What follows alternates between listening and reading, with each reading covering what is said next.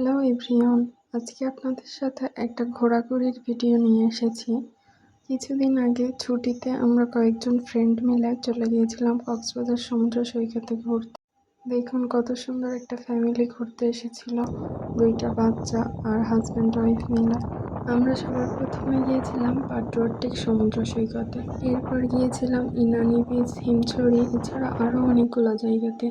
Mini Bandarban নামেও একটা জায়গাতে গিয়েছিলাম। এই সূর্য ডুবে যাওয়ার আগে সমুদ্রের এই ভিউটা অনেক সুন্দর ছিল। আর আমরা যেহেতু অফ সিজনে গিয়েছিলাম, তাই এখানে তেমন ভিড় ছিল না বললেই চলে।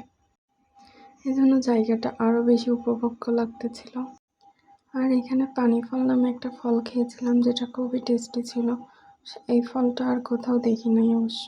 এখানে আপনাকে একটু সতর্ক থাকতে হবে, বিশেষ করে গাড়ি ভাড়া করার ক্ষেত্রে। আর এছাড়া অনেক ধরনের বিপদ ঘটারও সম্ভাবনা থেকে থাকে। এরপর পরদিনই আমরা চলে যাই বান্দরবানে এবং সেখানে সর্বপ্রথম যাই নীলগিরিতে এখান থেকে ভিউটা জাস্ট অসাধারণ ছিল, কিন্তু মেঘের কারণে আপনারা হয়তো বুঝতে পারতেছেন না।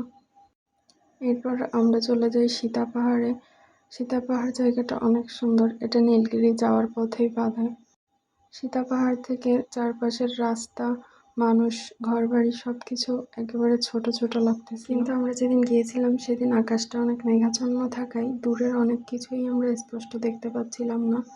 তারপরে অনেক মজা করছিলাম এই জায়গাটায়, যে মনে হচ্ছিল মেঘগুলো আমাদের চারপাশ দিয়ে ঘুরে বেড়াচ্ছে, আমরা চাইলেই মেঘগুলো ধরতে পারবো। এই জায়গায় যাওয়ার জন্য আমরা একটা চাঁদের গাড়ি নিয়েছিলাম। যেহেতু পাহাড়ি রাস্তা অনেক ভয়ঙ্কর, এই উঁচু এই নিচু, তাই চাঁদের গাড়িতে যাওয়াটাই সব থেকে সেফ। চাঁদের গাড়িতে প্রতিজন ভাড়া 500 টাকা পড়েছে।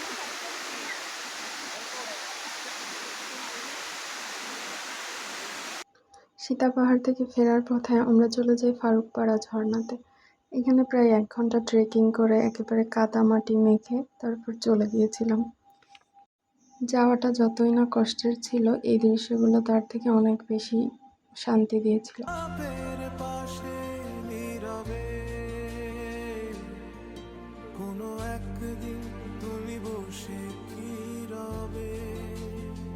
প্রায় আধা ঘন্টা উপরে ওঠার পর আমরা এই দৃশ্যটা দেখতে পেয়েছিলাম। এখানে অবশ্য যারা স্ট্রোকের রোগী আছেন বা হৃদরোগের সমস্যা আছে তারা যেতে পারবেন না। তবে এখানে একটা বিষয়ে সাবধান থাকবেন, সেটা হচ্ছে ফটোগ্রাফারের হাত থেকে। ফটোগ্রাফাররা বারবার ছবি তুলে দিতে চাইবে, কিন্তু ওদের ফাঁদে পা দিলে অনেক বিপদ হয়ে যেতে পারে।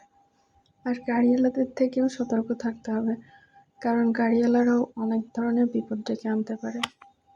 কিছুদিন আগেই তো নিউজে দেখলাম যে এক গাড়িওয়ালা এক যাত্রীকে পাচার করে দিয়েছে এবং তাকে জিম্মি করে অনেক টাকা দাবি করছে। তাই এসব জায়গায় গেলে আপনারা অবশ্যই এসব দিক থেকে সতর্ক থাকবেন এবং দয়া করে সন্ধ্যার আগে ফিরে আসার জন্য চেষ্টা করবেন। এখানে আমরা অবশ্য তেমন কিছু খাওয়া দাওয়া করি নাই, শুধু আমরা টক খেয়েছিলাম এবং পেয়ারা মাখা খেয়েছিলাম। তো ভিডিওটি আপনাদের কেমন লাগলো অবশ্যই কমেন্ট করে জানাবেন। ধন্যবাদ সবাইকে।